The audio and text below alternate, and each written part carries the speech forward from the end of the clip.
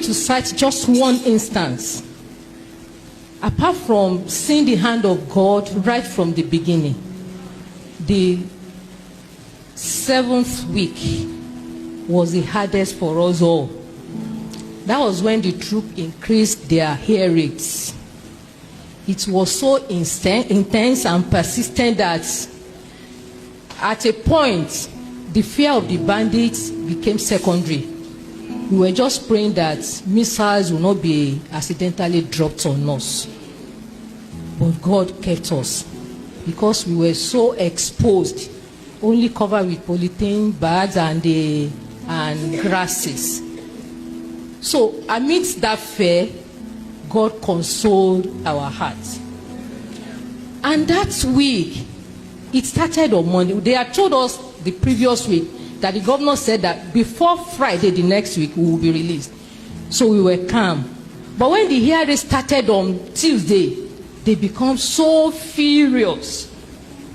So towards the end of that week, the commander came, said, "Principal, come."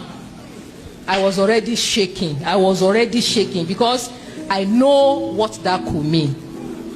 So immediately I got there and said, "See what your government has done. I'm going to kill one of you today." Hey, I just fell down, rolling on the ground. I brought 4 men.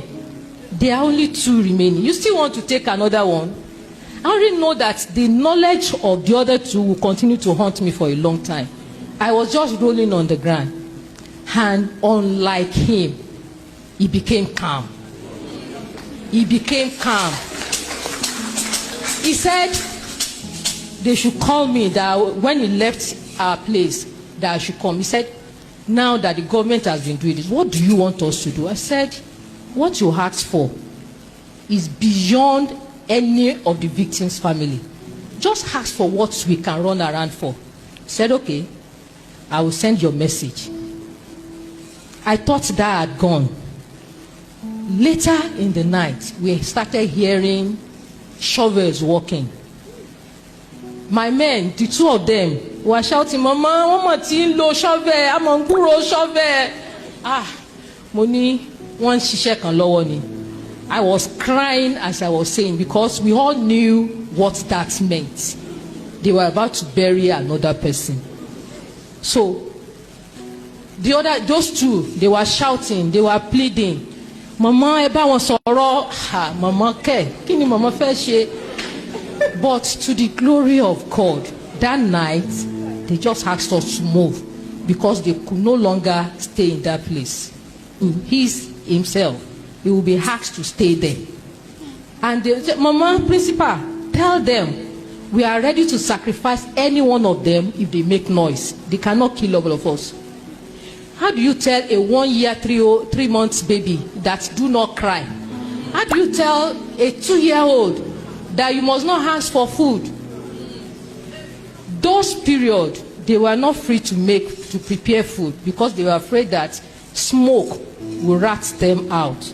So we go hungry most of the time. But to the glory of God, we left that camp to the last camp before we were rescued and released.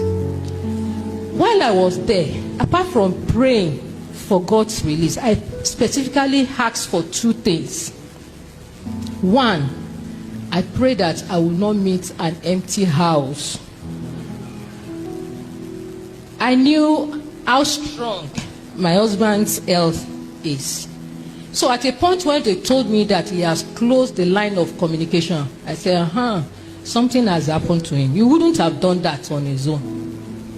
So when we were rescued, I was so persistent that one of the armies had to put a call through to him that I should talk to him. So I knew God answered that prayer. The other thing I specifically asked was my health. The place was so terrible that anything could have happened that place. I just told God, my grave should not be numbered in the forest. And God helped me. We were in a place that when you are shaking with fever, the first question is it malaria you have or fever? And the solution is 2 tablets of paracetamol. at worst, Bosca, or whatever they call that name. That last week on Sunday, because of the stress I had gone through on the 7th week, I broke down. My temperature was on the roof and I was shaking. So I just called one of them, the camp commandant. Oga, can I have 2 tablets of paracetamol? I said, no problem. The woman sitting next to me said, Mommy, this is not paracetamol. I said, God will work with it. I used that paracetamol, and to the glory of God, it was as if I was never having the symptoms of malaria. So God saw us. It was God's hand. The release was miraculous. Nobody, I cannot say this is what happened. And just like that man in Luke who said, they were asking him, this man is a sinner, this man is this man. I said, I don't know, but what I know, I was blind, but now I can see. I know that I was incarcerated for a period of time, and at the right time, God rescued me and brought me into the midst of my people.